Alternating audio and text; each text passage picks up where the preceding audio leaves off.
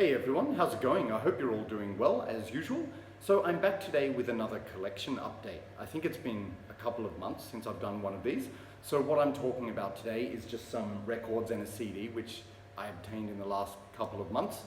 And they're all black metal, notably. So first of all, you'll notice if this video is for you or not. But it is a pretty diverse range of black metal. So they're all different subgenres or styles of black metal, you could say.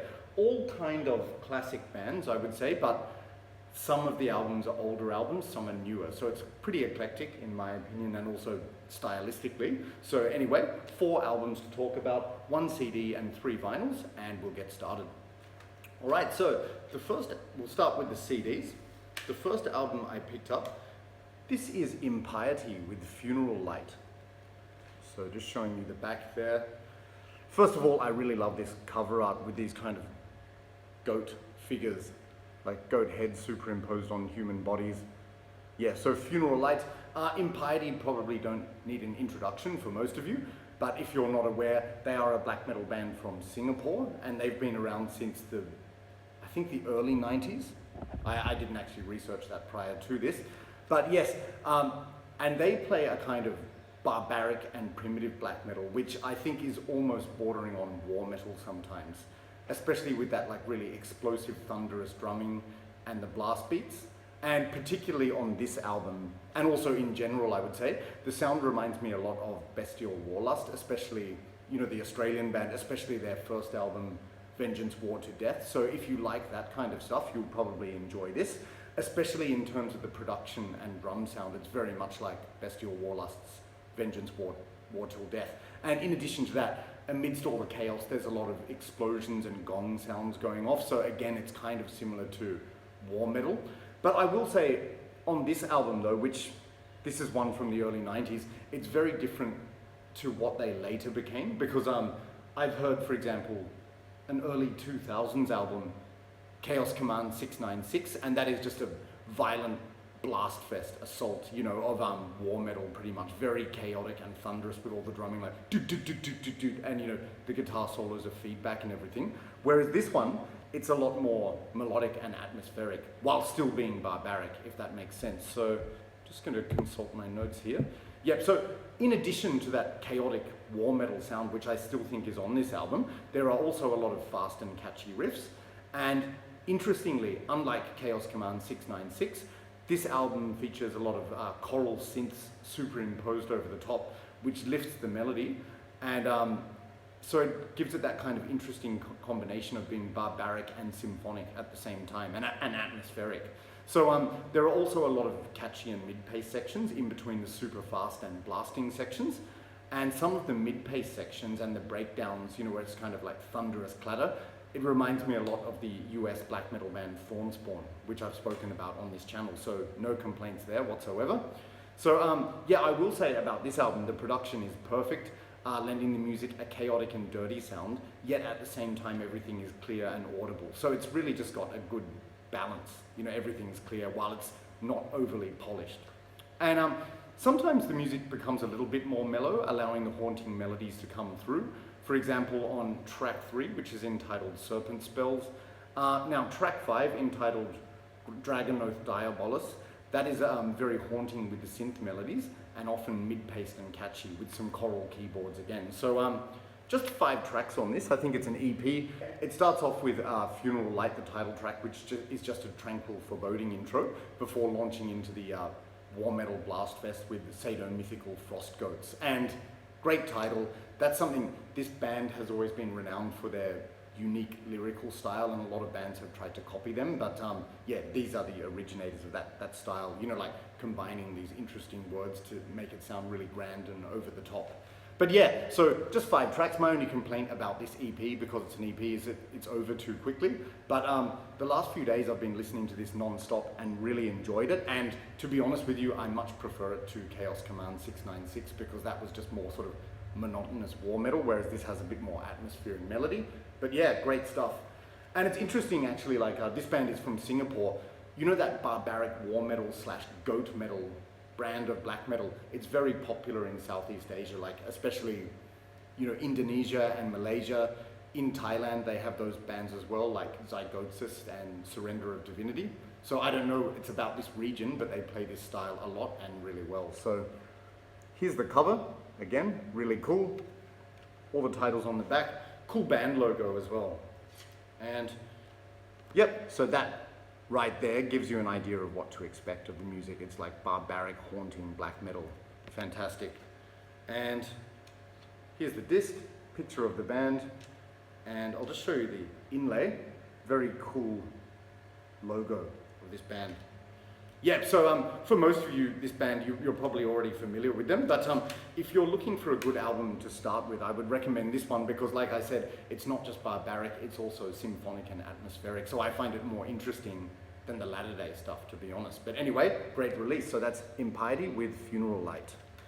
All right, now we're getting into the vinyls. So just 3 of those to talk about. Now, this next one, I'm not really a holy grails person, as in I don't place so much emphasis on really needing an album like it's an absolute necessity. But at the same time, there are albums that, you know, obviously I have my eye on and I would like to get eventually. So this is one of those that I've actually had my eye on since the mid-90s, sort of a classic. This is FIMBULWINTER with Servants of Sorcery. So this just got a repress, just re-released after, I think, a lot of demand from fans actually, because I remember in the 90s when I was getting into black metal and liked bands like Emperor, Immortal, Darkthrone, like they were my first main bands. I used to always see this in the shop, like Utopia Records, and I had my eye on it because I thought, great band name, awesome cover art. Here, like the guy standing in the forest, Darkthrone shirt and bullet pelt, you know exactly what to expect. But yeah, I had my eye on it, but I never got around to actually buying it, and then it went out of print or out of stock, so it seemed. So yeah, I'm glad that I finally got hold of this. And I'd never actually heard it. This was a blind buy. I just bought it purely from the aesthetic of the cover, but I knew it was sort of a 90s classic. But what's interesting about this is that it features Shagrath from Dimmu Borgir, so the lead vocalist of Dimmu Borgir. But don't get confused. It's nothing like Dimmu Borgir, you know, which is very polished symphonic black metal. What you have on this album, as you can imagine probably from the cover art, is raw, fast black metal with ugly production. So it's pretty much like early Darkthrone, you could say. It's got, the production has a kind of muffled sound where the drums aren't very prominent in the mix, but the riffs are in the foreground, and that's important for black metal. And you can hear the drums heavily in some respects, like with the tom-tom fills, which sound awesome. And the vocals are a kind of howling, tortured shriek. So again, quite different to Dimmu Borgir vocals. So any preconceptions you may have based on Shagrath, just scrap those because it's nothing like Dimmu Borgir. So this album, when you listen to it, it's like the equivalent of being caught in a snowstorm, you know, with those blasting chaotic riffs, but it occasionally slows down to heavy, plodding, groovy sections. And in this sense, it's comparable to early black metal Darkthrone. Like I'd say the Darkthrone albums this has most in common with are A Blaze in the Northern Sky and Under a Funeral Moon, which are 2 of the most classic ones. But also songs like The Hordes of Nebula by Darkthrone, especially with the plodding sections. And at times this release also reminds me a bit of Sjuder, the Norwegian band, so Tsjuder, in relation to those slow, heavy riffs, which Sjuder are famous for as well. So there are a lot of slow plod grooves where you're nodding your head along, and the bass drum assists with this because it sounds very heavy and powerful, just like in Darkthrone's Under a Funeral Moon. And the title track, so Servants of Sorcery, yep, sorry, did I mention that? Shit, I'm not sure. But yeah, FIMBULWINTER, Servants of Sorcery. So the title track in particular has a lot of these moments. Now, the whole album is enjoyable to listen to, but some of the standout tracks for me are, so I just mentioned the title track, that's a good one. Also track 4, Black Metal Storm. That's a shorter song which contains some fast frantic riffs which sound very evil and haunting, so what more could you ask for? Track 5, entitled FIMBULWINTER's Sacrifice. That features a chugging riff section, so it sounds like chainsaw black metal, again like Sjuder. And the sections with the slow doomy riffs are good too, especially the bass lines, which are audible, great. Another good track is track 6, Roaring Hellfire. That has more melody appearing on that song and some din synthesizers in the background and better sound quality in general. And it also features those stomping heavy grooves. So really good again with some excellent screams in that song. unfortunately, disappointingly, the sound seems to get worse on side 2 of this album. When I say worse, I mean more muffled and shitty. So like, for some black metal people, they think it must sound horrible. For me, I prefer a clear sound without being overly polished. I don't ask for much. But yeah, you know what I mean. So it gets a bit muffled. But yeah, overall, it's a good listen. It also features a good cover of the Celtic Frost song, Morbid Tales, which is just rawer and more black metal, but the riffs are still immediately unmistakable. So again, that song just reminds you of just how much Dark Throne were influenced by Celtic Frost, particularly on the Panzerfaust album. Yeah, so it is a good, solid release, but yes, speaking honestly, I wouldn't say this is brilliant. Like, it's good, and I do enjoy it, but is it essential? No, not really, in my opinion. But like I said, this is sort of just a classic from the genre, so it's a nice collectible to have, and it is, it's still good, but I can't help but think, to be honest, sometimes, like, if I want to listen to Dark Throne, I'll listen to Dark Throne, the early classic albums, and I enjoy those much more than this. However, it is still a good album, so worth checking out, definitely. So just show you the front here. Again, Servants of Sorcery, fantastic title, great picture that just really captures the aesthetic so well. Then you've got all the song titles, band members on the back. So there's Shagrath standing in the snow, and other members, Necronos, Orb Weaver, and Skull. I'm not sure if that was the same Skull who was in ULVER, but yeah. All right, so the inlay of this album, it's pretty cool actually. So just showing you, there's the gatefold. I think that's Shagrath there. So you see where bands like Goat Moon and Satanic Warmaster got some inspiration, probably. Now, this comes with a whole load of stuff, so just bear with me. It may be time consuming to show all of this. Now, oops. Okay, so first of all, insert here with a booklet and lyrics for some of the songs and corpse painted figures from the band.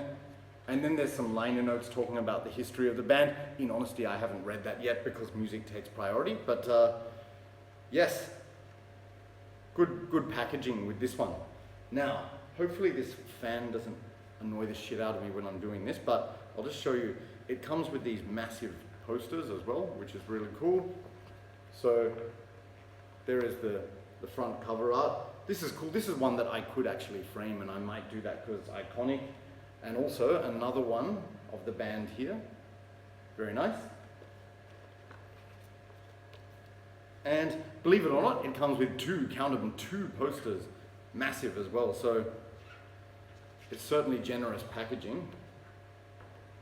So yeah, these two massive single portraits. That looks a bit Evil Dead-esque, but very cool. With this, I'll probably, if I'm going to frame any, I'll probably frame the cover art one just because it's so iconic, or maybe the picture of the band, but we'll see how it goes. All right, and just showing you the actual vinyl itself because it's noteworthy. So it comes on this marbled swirly gold vinyl. So band labels there. Yeah.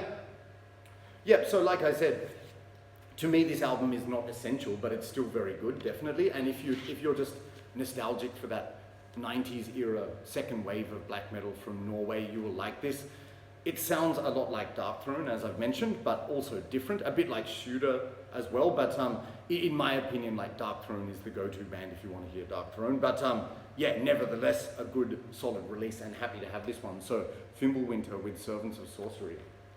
All right. So, just keeping an eye on the time. I know that it may be a bit more time-consuming today because, you know, physically opening these gatefolds, it takes a bit of time. All right, but up next, this is a classic album which I've owned for years on CD, since 1998, but glad to finally have it on vinyl. This is ULVER with Bergtatt. So, I'm sure most of you are familiar with ULVER, absolutely amazing Norwegian band. This is a black metal band. Well, they initially started out as a black metal band, so the first album was this one, which is kind of folky black metal. The second album was purely acoustic, choral, like neoclassical, and then the third one was really ugly, raw black metal in the vein of Dark Throne's Transylvanian Hunger, so each release was different. Yeah, so each release was different, and then they released in 1999 the Marriage of William Blake's The Marriage of Heaven and Hell, which is where they started out as an electronic band. So the difference between the old and new stuff is night and day. So they went from being a folky kind of black metal band to an electronic band. And some of those electronic albums are good, but for me, the first 3 albums are where it's at. This one is absolutely brilliant. Like the first, when I bought this from Relapse Records on CD, 1998, it just blew my mind straight away. Like it was so striking because it was one of the first black metal bands, I think, in that 90s era to use clean vocals prominently, and even more so than bands like Enslaved. So yeah, this is just an absolutely classic album. I would say it's in my at least top 20, maybe even top 10 black metal albums of all time.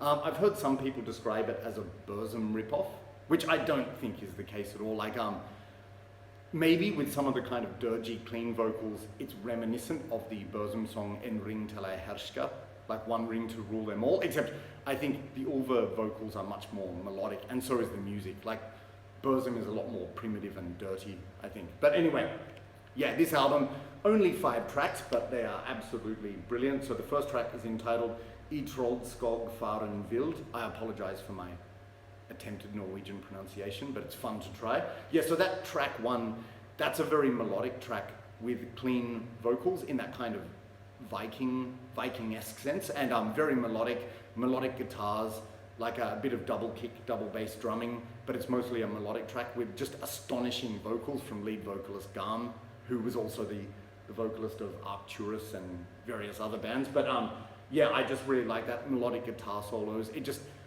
creates this ethereal, magical atmosphere as soon as you hear that song, which is great. Then you go into track 2, which is Sørlen Garbag Asened.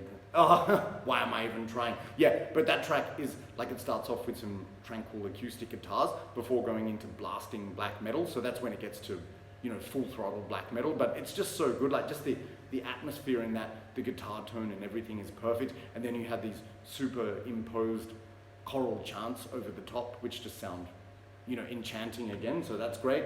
And then track 3, Grablik Blev Hunver.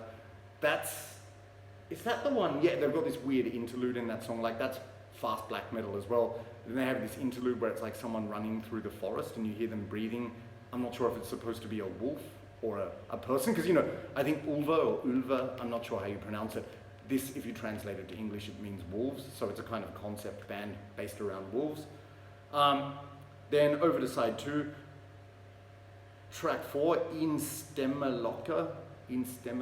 Maybe, yeah, that's got some almost like Gregorian chant vocals, or almost sounding like Buddhist monks or something, but like just very atmospheric again with some acoustic guitars. So that is a really tranquil melodic track, which is sort of the direction they went further with on their subsequent album Kveldsanger, the acoustic one.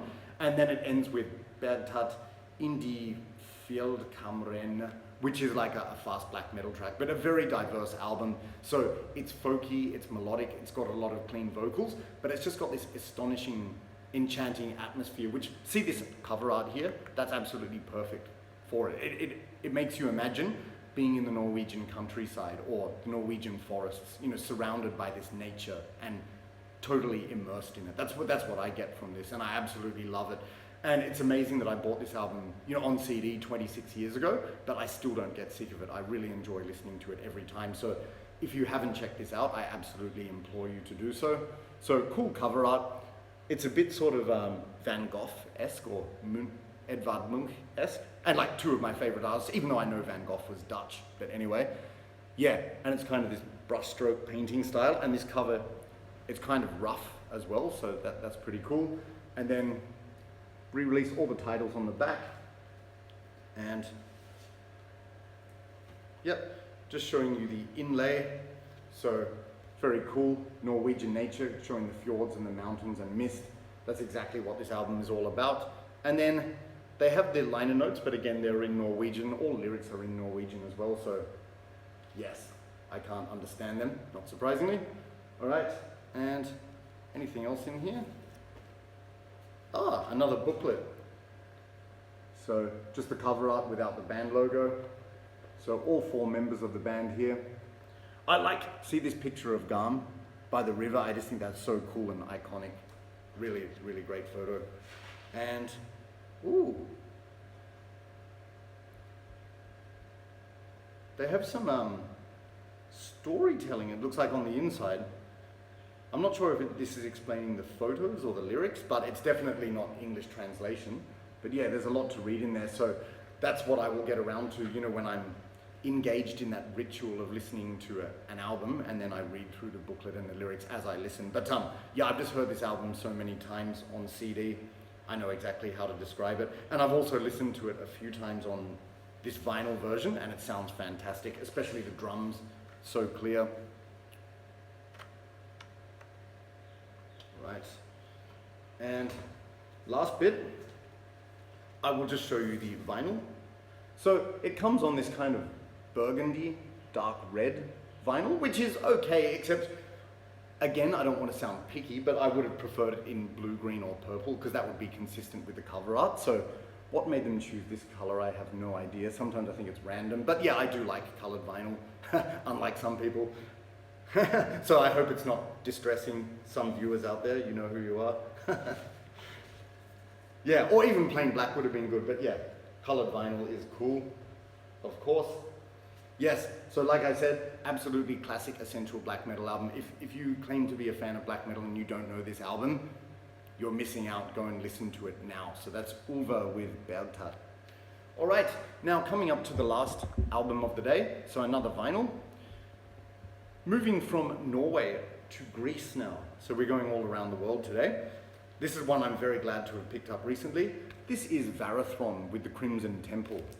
So again, if you're a black metal fan, this band will need no introduction. They're sort of part of the unholy triumvirate of Greek black metal. Like, I would say the three biggest Greek black metal bands are Rotting Christ, VARATHRON, and Necromantia, at least in my opinion. So these are one of the earlier bands that have been around since the early 90s and released so many fantastic albums over the years. They've also done a lot of splits and EPs, so their list is really long. They have a massive body of work. Not so many full-length albums, but I always concentrate on those first. But this is the most recent one. It came out of after the one I reviewed before, which was Patriarchs of Evil, fantastic album. Now this one, interestingly, it sounds similar to Patriarchs of Evil, but it's generally a lot faster and more upbeat. So again, with VARATHRON, they've always used a lot of keyboards, but what I like about it is they don't rely on using those all the time. And just to give you a general idea, it's got that classic Hellenic Greek black metal sound. You know those melodies where you just hear them and say, I can tell this band is Greek? Yeah, VARATHRON definitely have that in general and on this release. The production is excellent. Some people might say it's a bit too polished, but for me, you can just hear everything clearly and the mix sounds perfect, which is great. And the drumming throughout is hammering and thunderous. I really like the use of the drum fills and the tom-tom drum rolls and everything. So awesome stuff. 10 tracks on this. Yeah, like I said, it's a bit faster and more upbeat than Patriarchs of Evil, which is good, and definitely faster and more upbeat than Funeral Storm, which was the singer's other project. I really like that too, but yeah, VARATHRON is more sort of standard fast black metal. So let's just go through, because I'm not, you know, I was more familiar with the other albums, this might be a more detailed description, but we'll see how it goes. So yeah, the track, it opens up with Ascension. That's an atmospheric intro featuring some choral vocals, not unlike the Conan the Barbarian soundtrack, so that wins points for me. It also features some Greek folk music influences with the guitar style and melodies, and it includes some effects which almost sound Celtic with the melodies. So immediately the album is reeling you in with these enchanting melodies, which is fantastic. Then the second track is Hegemony of Chaos, and that's fast and blasting with some epic striking melodies, so that classic Greek sound. A lot of keyboards and slow parts with that big epic sound. So yeah, this band with the production, just like Rotting Christ or just like Dimmu Borgir, it's got that big, you know, epic wall of sound, like it was recorded in a cathedral or a church or something like that. So there are also some dim choral vocals on that song. The drumming's thunderous, especially with the tom fills, and it also shifts into some catchy mid-pace Hellenic riffs. So you're nodding along a lot, and the drumming is also clear and prominent with a lot of double bass and tom fills, so that's just excellent. Then we go into track 3, Crypts in the Mist. That's fast with a lot of blast beats, but there is also a lot of mid-paced catchy sections. The riffs in the slower parts are very hooky, and there is also a very melodic sounding heavy metal solo at the end. So like with a lot of Greek black metal seems to have a stronger connection to traditional heavy metal than Nordic black metal, I think. So yeah, that's really interesting. And I always like when these bands have grip on melody, it just makes it catchier. Then we go into track 4, which is entitled Cimmerian Priesthood. That's fast with a lot of blast beats, but also a lot of mid-paced Then we go into track 4, which is entitled Cimmerian Priesthood. That's got some very atmospheric and powerful keyboards with this track, and melancholic melodies, but also an upbeat tempo, so really interesting. Then track 5, Sinners of the Crimson Temple. That's got some magically epic keyboards and intricate yet catchy melodies. And these keyboard melodies are just so epic. So I think that's, in a sense, a title track, Sinners of the Crimson Temple. That is a major standout track for me.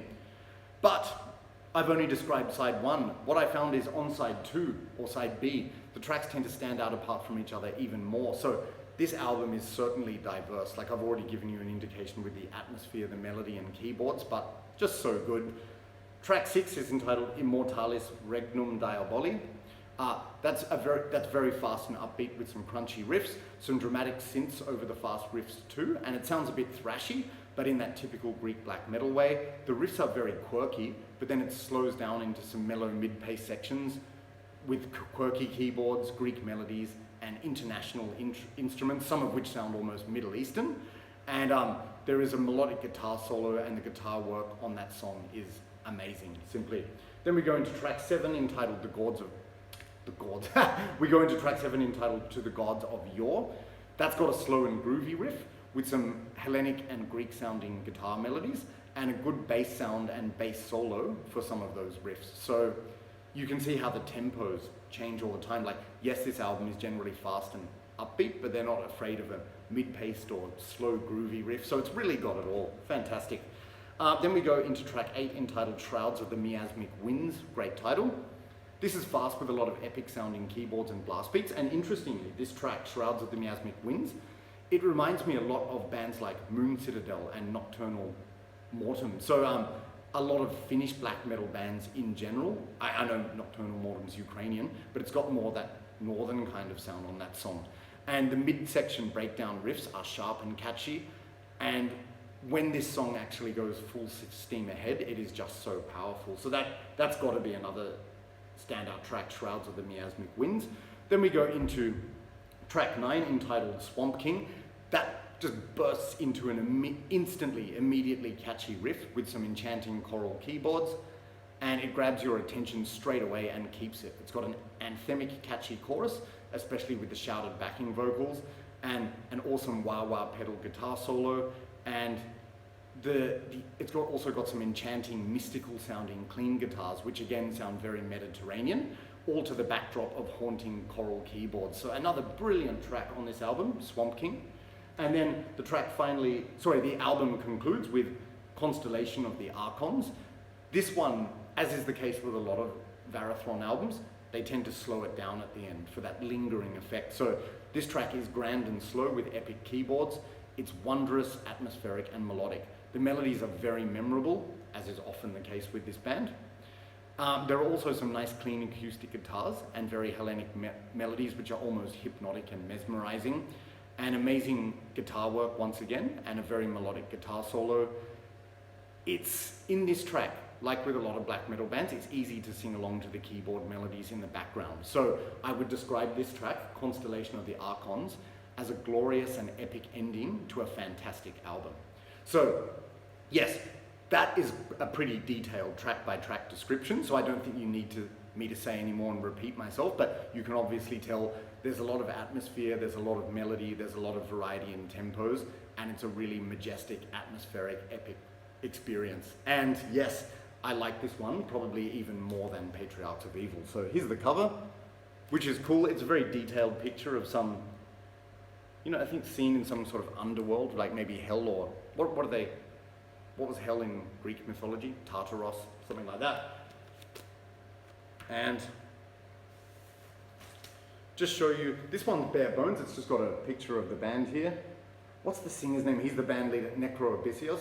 I bought this one locally, so it didn't come with any posters or inlays, interestingly, but you know, it's less baggage, so that's good. And then just show you the vinyl itself. Okay, yeah, so it's this kind of, how would you describe that? Maroon colored, kind of purpley, and it's got some black in it, so some kind of marble effect, but very nice labels, completely matching the mystical nature and atmosphere of this album. So yes, I know VARATHRON, they're popular in the Greek black metal scene, but I know a lot of people out there who listen to black metal are not too familiar with VARATHRON. Like, they're not as prominent as Rotting Christ. I think VARATHRON's a lot more underground, but seriously, in my opinion, they're not just one of the best Greek black metal bands, but one of the best black metal bands out there in general, because their style is completely unique and mesmerizing. So another brilliant full-length album from this Greek band, that's VARATHRON with the Crimson Temple. All right, and that's it for today, guys. So just 4 releases to talk about. And like I said, I went into detail about the VARATHRON one because that was new to me. But yeah, thanks for your patience. 4 releases, there was a bit of bulk to show. So hope you've been patient, and thanks if you made it this far until the end.